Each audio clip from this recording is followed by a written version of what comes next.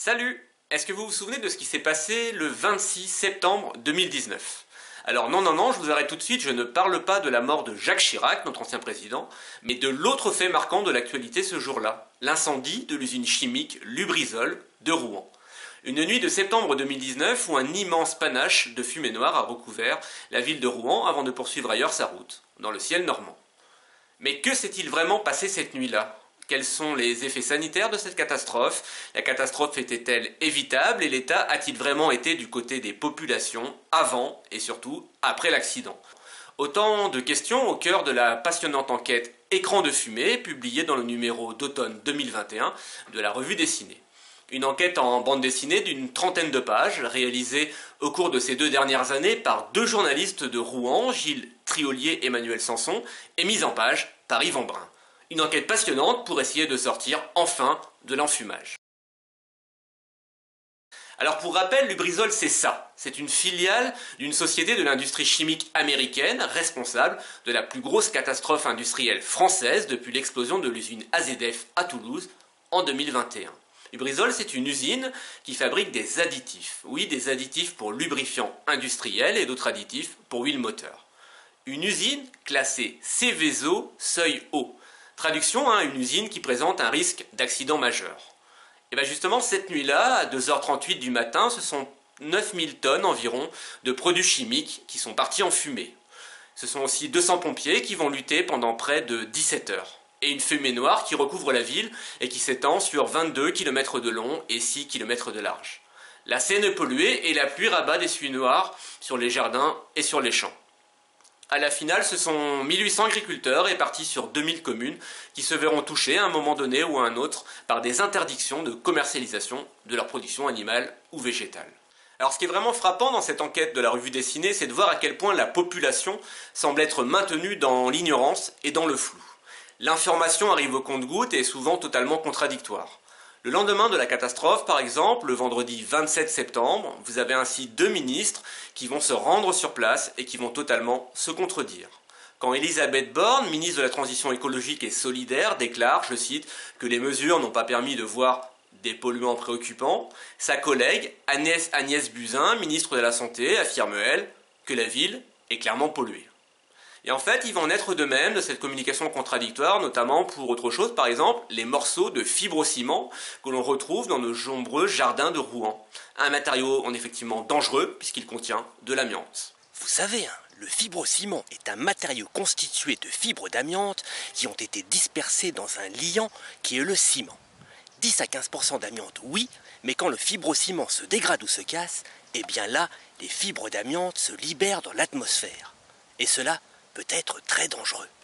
Alors que des milliers de mètres carrés de toitures amiantées seraient partis en fumée, le directeur de la DREAL, donc la Direction régionale de l'environnement, de l'aménagement et du logement, déclare lui qu'on est sur un bruit de fond, ce sont ses mots.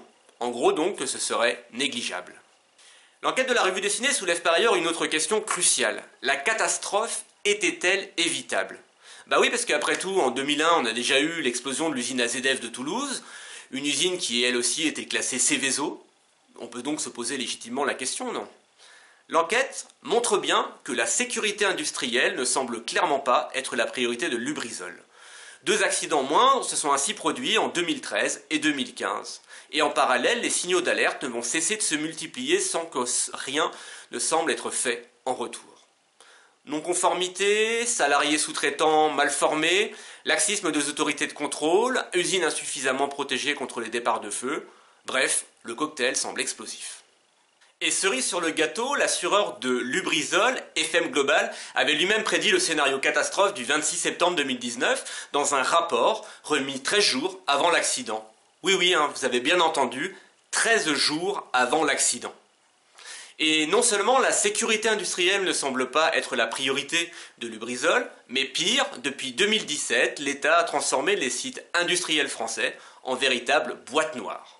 En effet, il faut savoir qu'en novembre 2017, au nom de l'antiterrorisme et du secret industriel, l'État a restreint l'accès à l'information du public sur tout ce qui concerne la sécurité des sites à risque. Cette fameuse étude de l'assureur de Lubrizol qui justement prédisait l'accident ne sera ainsi rendue publique que 5 mois après l'accident Et pas par les autorités, mais par Le Monde et Mediapart, qui eux ont réussi à s'en procurer une copie. Et lorsque 3 mois après l'accident, le 19 décembre 2020, 2 unités de l'usine sont autorisées à redémarrer, la culture du secret va là aussi l'emporter. Quelques jours avant le redémarrage, les services de la DREAL vont dresser un nouveau procès-verbal d'infraction, cette fois-ci concernant les opérations de dépollution du site qui sont jugées non conformes. L'information a-t-elle été rendue publique à ce moment-là ?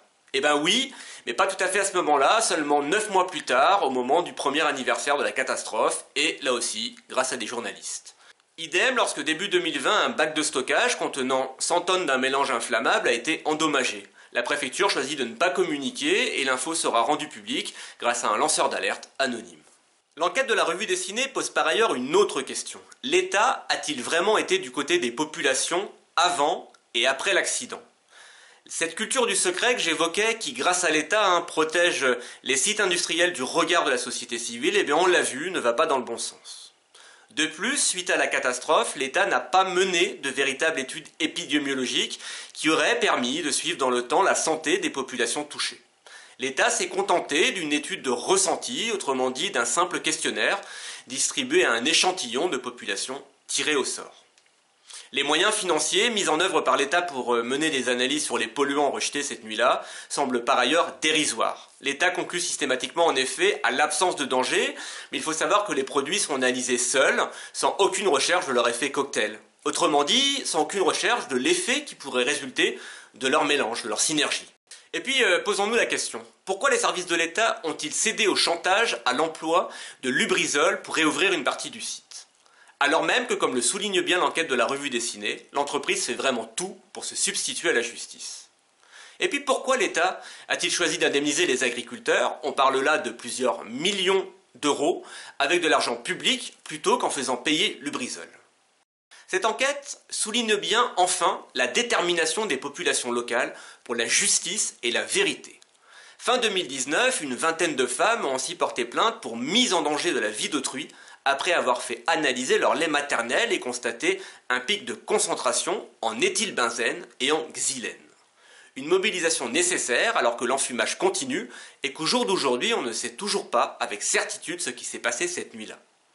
Et alors que les conséquences sanitaires de cette catastrophe sont toujours floues. Alors si vous avez envie d'en savoir plus, je vous invite vraiment à lire cette enquête passionnante et à découvrir tous les autres sujets de ce numéro d'automne de la revue dessinée, placé sous le signe du souffle pour dissiper l'opacité. Alors si vous avez aimé cette vidéo, n'hésitez pas à la partager et à vous abonner à la chaîne YouTube de l'Actu qui chauffe. Merci et à bientôt. Salut!